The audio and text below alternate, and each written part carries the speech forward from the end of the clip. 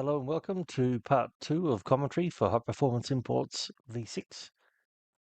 This is a tour of the HKS factory in Shin-Fuji, which is about an hour or so south of downtown Tokyo, and it literally has Mount Fuji right behind the factory. The guy who showed me around there, his view from his office was just unbelievable. Unfortunately, it was a bit cloudy that day, but still pretty amazing.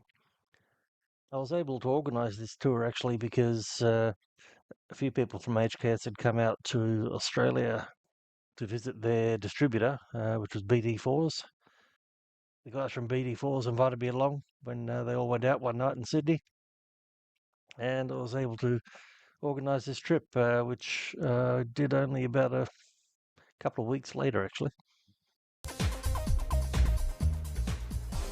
HKS is the largest and most famous performance parts maker in Japan.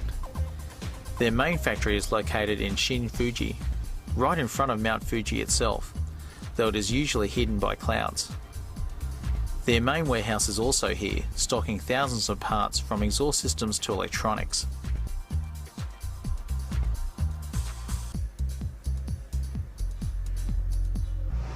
In the next building we saw this new Nissan 350Z being dyno tested. HKS have developed two new exhaust systems for this car. One of them is a semi-race type system, but this one is designed to be fairly quiet. It is made from polished stainless steel, which is thin-walled to provide a substantial weight saving over the standard system.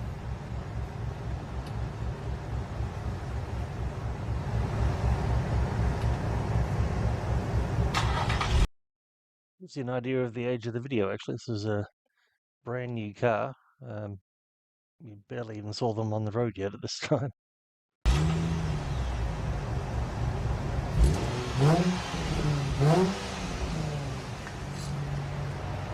In another dyno cell, an HKS computer was being tuned on this R34 GTR.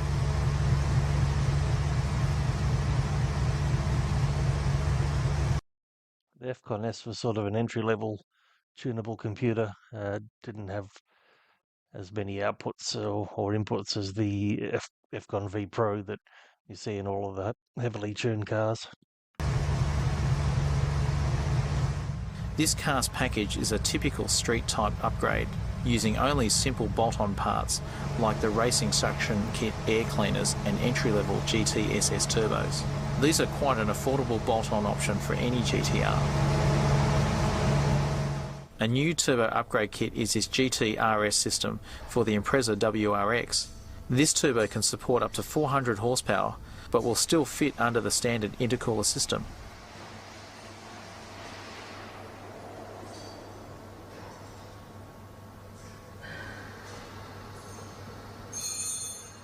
We wanted to see the HKS S15 drift car, but unfortunately it had been pulled apart for further development. This is one of the leading drift cars in the D1 Drift Competition series.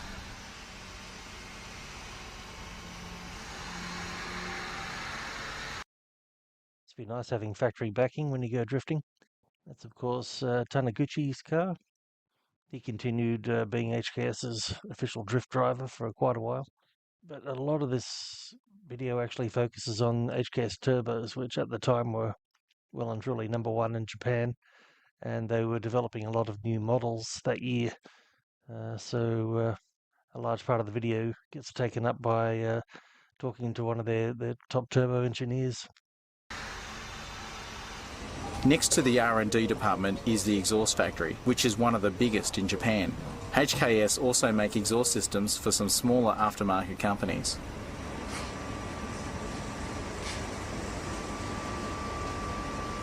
These are entry-level steel systems, but the most popular new product is a stainless muffler with a titanium tip.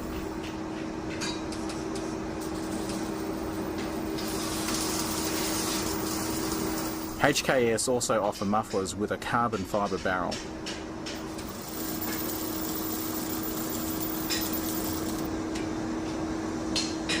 The piping is mostly welded by hand, but to get the faultless welds seen on HKS stainless mufflers, a robotic welder is used.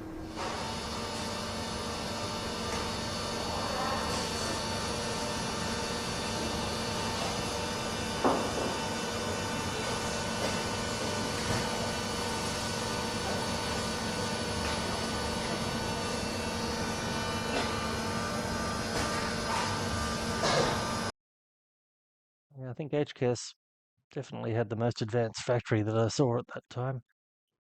Even compared to Trust or Jun, they had a lot more advanced machines like that. The jigs for all of the different exhaust manifolds and piping are stored in this huge rack, accessed by an automated forklift. Not something you'll see in most exhaust shops.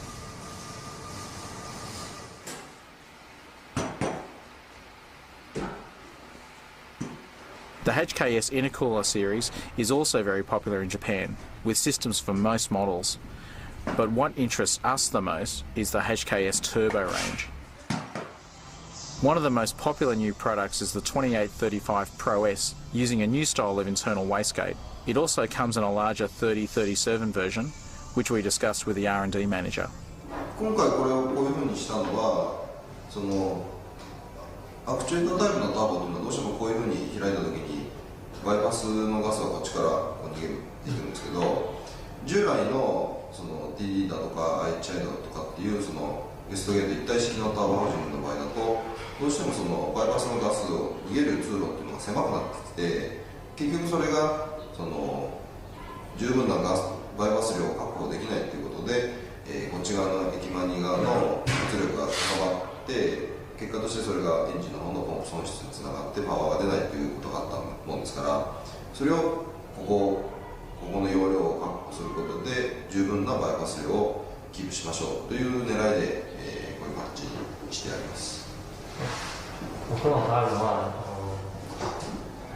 1JZ とタービン2号のために作ったんでしょう？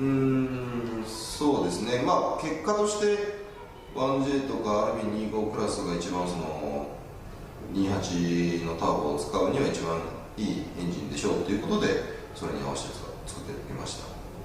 Another important new model is the GTRS, which supports even more power than the popular GT2540. 254と GTRS は、一番の違いはコンプレッサーのホイールを、より風量のあるものに交換してありまして、キャパシティをアップさせている感じですね。コンプレッサー？そうですね。タービンは同じ？タービンは全く同じです。The GT2540 is rated at 350 horsepower. The GTRS supports 50 horsepower more, but HKS also claim better response. 大きさがここら辺と同じで76ミリだったんですけど、RS は2835と同じで71ミリにちっちゃくしたんですよ。でも羽のデザインとかが違うもんですから、馬力風量的にも、大きくはなってるんですけども、大きさがちっちゃくなってるということでレスポンスも良くなってるっていうことですね。The biggest HKS turbo is the T51R, which has recently been upgraded to a roller bearing type. This is available in both SPL and Kai versions. SPL と Kai のバージョンはどう違いますか？コンプレッサーのホイールの大きさが違いまして、SPL の方は、約100パイ、100ミリのコンプレッサーホイールなんですけども、で、ホースパワー的には、1000馬力対応で、回の方は、コンプレッサーのホイールが、94で、馬力的には、850から900馬力ぐらいということで、そこが違いですね。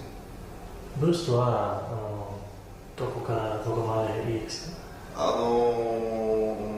基本的には、だいたい1キロ前後から、一番効率がいいのは 1.67 なんですけれども、 1.6 と7ぐらいなんですけど、まあ2キロかけてもそんなに効率が低下しない、ダウンしないっていうような羽を、設定してますので、使用上は2キロでもまあそれ以上でも特には問題はないですね。HKS have demonstrated the performance of their turbos by building the fastest drag cars in Japan. This 180SX has been around for several years, but it is still within a tenth of a second of the new Supra V8 twin turbo. This car uses a GTR engine producing over 1200 horsepower using twin GT3240 turbos and a specially designed intercooler. Interestingly, it is left-hand drive using an air-shifted transmission.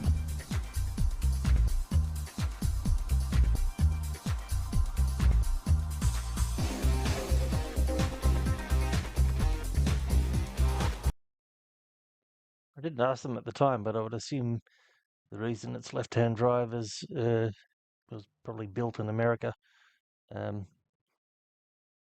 After all, most pro drag car chassis, I would say, are built in America, and it'd be easier for them to have something made to suit rather than coming up with their own design in Japan.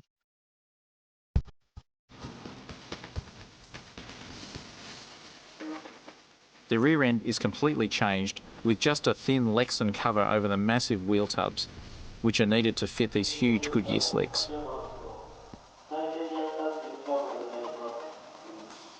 The suspension is a typical 4-link drag setup with custom brakes and Mark Williams axles.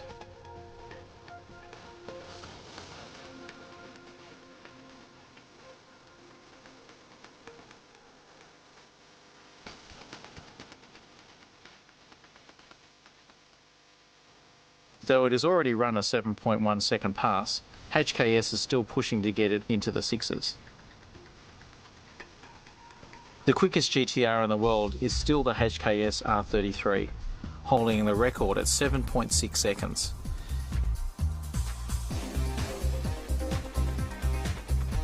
It uses quite a similar engine setup, but of course this car is four-wheel drive, so it has to use suspension based on the original Skyline setup.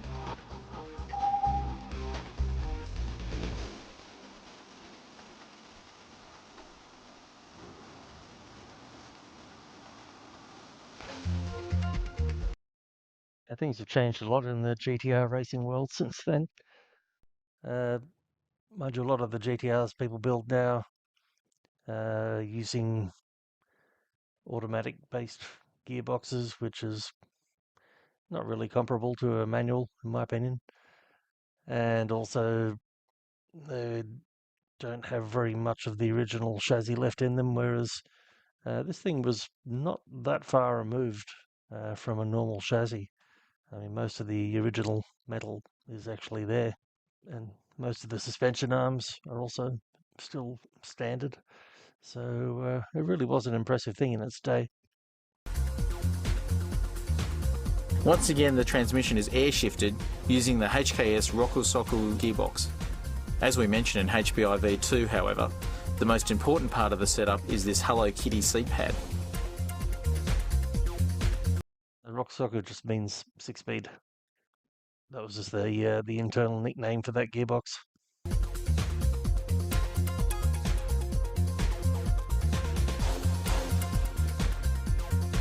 HKS racing extends well beyond the drag strip, with entries in the Japanese touring car and open wheeler classes.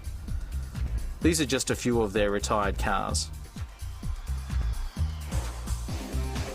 At one time, HKS even targeted the Formula One scene, producing this 3.5 litre V12 engine called the 300E. This produced in excess of 650 horsepower and could rev to over 13,500 RPM, but sadly it never quite made it onto the track. Yeah, history is littered with F1 engines that never quite made it there.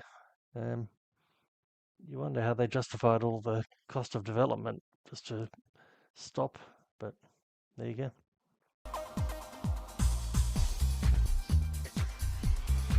Other HKS race engines include this BMW 4-cylinder with unusual top feed inlet ports. Another special head was developed for this Mitsubishi engine, which was used in American off-road racing. Yeah, that motor is a G54B, which is a close relative of the motor that Mitsubishi Australia put in Sigmas and Magnas for years. I think the best version of it you could buy for a road car was in the GSR VR Starion, which was still a single cam, but it was a turbocharged version.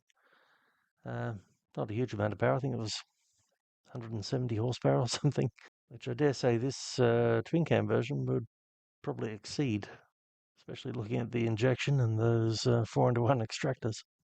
Anyway, that's it for the HKS Factory Tour. I did actually look at a few more things that they didn't particularly want me to film.